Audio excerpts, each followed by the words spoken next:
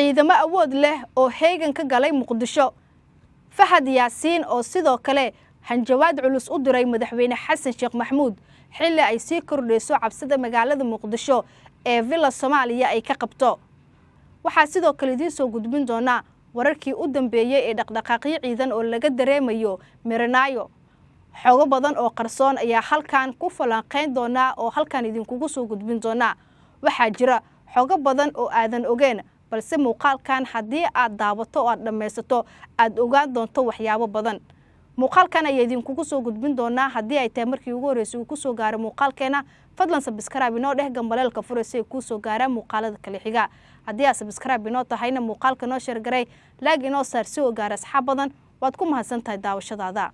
Agaasimihii hore ee hay'adda sirdoonka iyo nabad sugidda qaranka Soomaaliya Fahad Yaasiin Xaaji Daahir ayaa hanjawaad culus wuxuu hawada u mariyay madaxweynaha Jamhuuriyadda Federaalka ee Soomaaliya Xasan Sheekh Maxamuud xilli Fahad Yaasiin lagu yaqaano in mar walba uu weeraro madaxda xilligan dalka ka aramiya uu ugu horeeyo madaxweyne Xasan Sheekh Maxamuud iyo sidoo kale ra'iisul wasaaraha xukuumadda federaalka ee Soomaaliya Xamse Cabdi Bare. Fahad Yaasiin waxa uu dalkan uu ka arimin jiray xilligii madaxweynihii hore ee Soomaaliya Maxamed Cabdullaahi Farmaajo xilligaasi oo ay haayeen saaxiibo si aad isugu dhow isla markaana siyaasadda dalka ay hal mowqif ay ka wada taagnaayeen isla markaana ay lahaayeen hal fikir balse xilligan uu soo kala dhaxgalay khilaaf xoogan. Fahad Yaasiin ayaa sidoo kale waxa uu ka baxay garabka madaxweynihii sagaalaad ee Maxamed Cabdullaahi Farmaajo oo xilligan magaalada Muqdisho ka wada ololihiisii doorasho balse garabkiisa uu ka maqan yahay Fahad Yaasiin Xaaji Daahir oo ahaa saaxiibkiisii rumaad ee dhanka siyaasadda.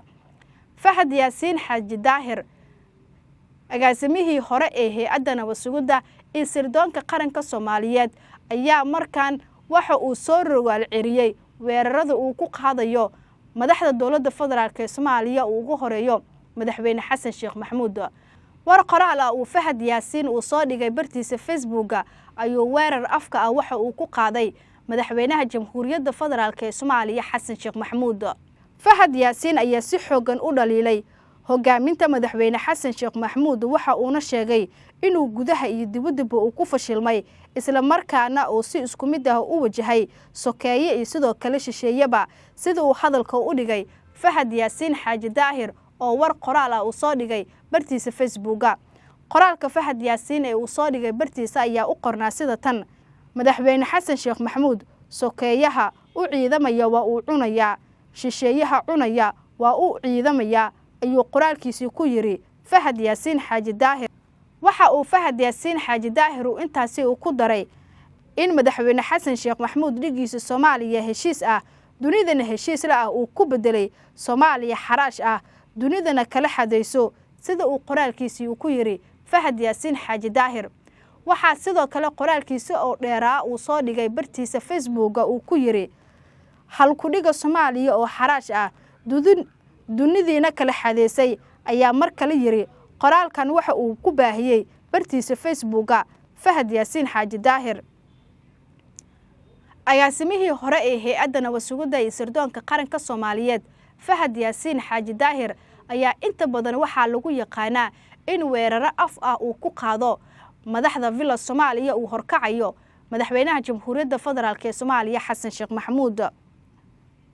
waxaana qoraalkiisii ugu dambeeyay uu ku beegsaday ra'iisul wasaaraha xukuumadda federaalka ee Soomaaliya Xamse Cabdi Bare. waxaana qoraalkiisa uu soo dhigay bartiisa Facebook uu ku yiri isagoo kula talinayay in uu mansabkiisii uu ku badbaadinayo dalka sida ra'iisul wasaarihii ka horeeyay. waxa uu xindaabkii wada ogolka ku soo celiyay madaxweyne Xasan Sheekh Maxamuud balse haddii uu taasi kari waayay waa inuu xilka iska casilo. qoraalka uu soo dhigay ayaa sidoo waxa uu u qornaa sida tan: mid waa inaad Xasan Sheekh Maxamuud gacanta ka qabato oo aad ogol loo dhan yahay oo lagu heshiin karo taasi haddii la kari waayo oo masabkaaga aad dalka ku badbaadin weyso fadlan magacaaga ka dhorso oo xilka iska casil.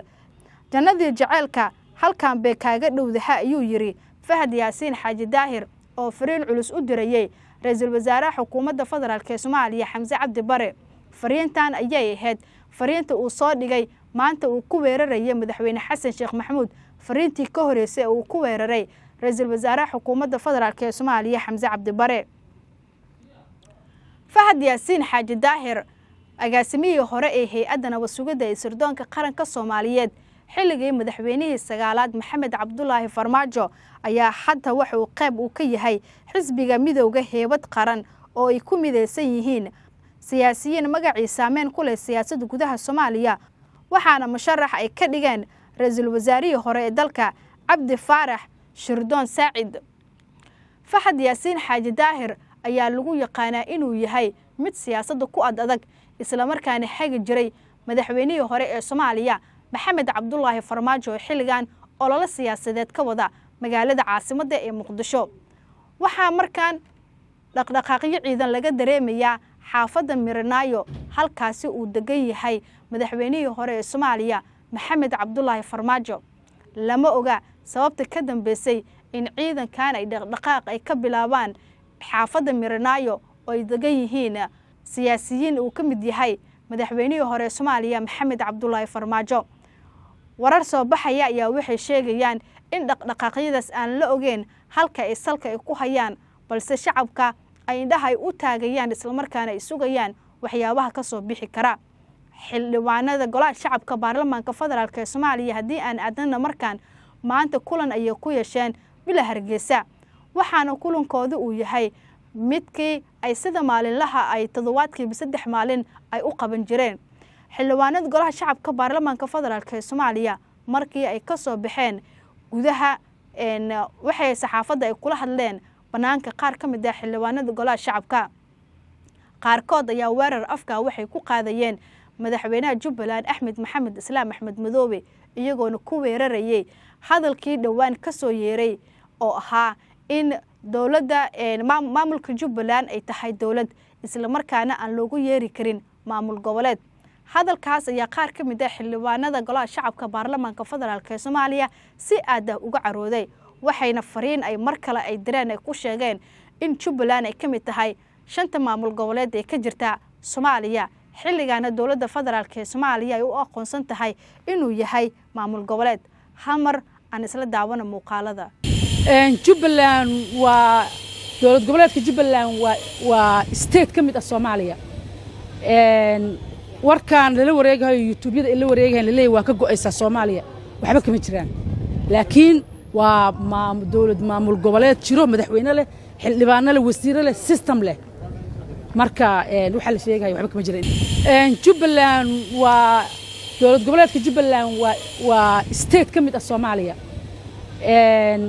warkaan lala wareegayo YouTube-yada ila wareegayn leeyahay waa ka go'aysa Soomaaliya waxba kama jiraan laakiin waa dawlad maamul goboleed jiro madaxweyne leh xildhibaano leh wasiiro leh system leh marka waxa la sheegayo waxba kama jiraan inay go'ayso. haddii aad dhamaysatay muuqaalkan aragtidaada inoogu reeb qaybta faalada waxa kaaga soo baxay haddii ay tahay markii ugu horeysay uu ku soo gaaray muuqaalkeena subscribe inoo dhigan balelka fursi ku soo gaaray muuqaalada kale xiga haddii aad subscribe inoo tahayna muuqaalkan oo shargaray like inoo saar si uu gaaro asxaab badan waad ku maasantaa daawashadaada.